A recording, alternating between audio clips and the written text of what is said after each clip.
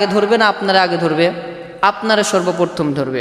একটা কথা বললে বুঝে আসবে, আল্লাহ রসুল সাল্লাল্লাহু আলাইহি ওয়াসাল্লামকে যখন নবুয়ত্ব দেওয়া হয়, সর্বপ্রথম আল্লাহ নবীর সামনে জিবরাইল আলাইহিস সালাতু ওয়াস সালাম আসছিলেন। প্রথম দিন নবুয়ত্ব দান করার প্রথম দিন ফেরেশতা আল্লাহ নবীর সামনে এসে দাঁড়িয়ে গেছে, বিশাল দেহ। এরকম দেহ আল্লাহ নবী পৃথিবীর বুকে কোথাও দেখে নাই। যখন বিশ্বনবী এরকম যাচ্ছিলেন রাস্তা দিয়ে, হঠাৎ করে আসমানের উপর থেকে বিশাল দেহ আল্লাহ ডাকতেছে, হে মুহাম্মদ, আনা মুহাম্মদুল আলা, তুমি আমার দিকে তাকাও, উপরের দিকে তাকাও। বিশ্বনবী আমার উপরের দিকে যখন তাকিয়েছেন, বিশাল দেহওয়ালা একটা মানুষকে দেখা যায়, বিশাল দেহওয়ালা। তার এমন দেহ, আল্লাহ নবী হাদিস শরীফের ভিতরে বলেন, বুখারী হাদিসে বলেন, যেই ফেরেশতার উপরে যদি পুরা পৃথিবীর পানিগুলোকে ঢালা হয়, তাহলে এর দাড়ি পর্যন্ত ভিজবে না। সুবহানাল্লাহ বলবেন না? পুরা পৃথিবীর পানি যদি ঢালা হয়, এর দাড়ি পর্যন্ত ভিজবে না।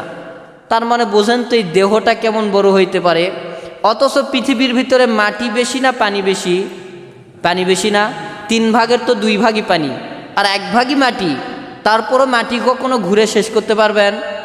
কখনো শেষ করতে পারবেন না। এতটুক মাটির ভেতরে এত পরিমাণ দেশ, অমুক দেশ তুমুক দেশ, বাংলাদেশ, দেশের কোনো শেষ নাই।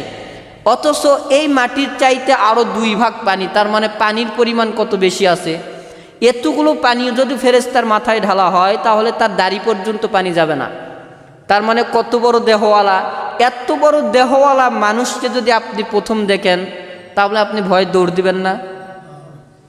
আল্লাহ নবী এই বিশাল দেহ দেখে আল্লাহ নবীর চোখ কপালে চলে গেছে, যাস সেই করতে। এত বড় মানুষ দেখে আল্লাহ নবীর ভয়ে অন্তরটা থরথর করে কাঁপতেছে। 3 দিন পর্যন্ত নবীর শরীর থেকে জ্বর যায় না, ভয়ে ভয়ে, যে কি বিশাল একটা দেহ দেখে ফেললাম।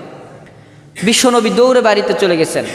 বাড়িতে যাওয়ার পরে আম্মাজান খাদিজাতুল কুবরা রাদিয়াল্লাহু তাআলা আনহাকেও ডাক দিয়ে বলতেছেন, বিবি গো, আমি এমন একটা জিনিস দেখেছি পৃথিবীর বুকে, এরকম জিনিস দেখি নাই।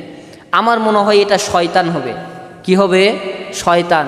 শয়তান ছাড়া তো কখনো আমাকে এরকম ধোঁকা দেওয়ার জন্য বিশাল দেহ নিয়ে কেউ আসতে পারে না। নবী প্রথমে ফেরেশতাকে কি ভাবছিলেন? শয়তান। মনে হয় শয়তান আমাকে ধোঁকা দেওয়ার জন্য বিশাল দেহ নিয়ে আমার সামনে উপস্থিত হয়েছে। নবী আমার যখন আবার আম্মাজান আয়েশার সামনে যখন গিয়েছে, আম্মাজান খাদিজাতুল কুবরা রাদিয়াল্লাহু তাআলা আনহা বলেন, নবী গো, এরপরে যখন আপনি এই বিশাল দেহওয়ালা লোকটাকে আবার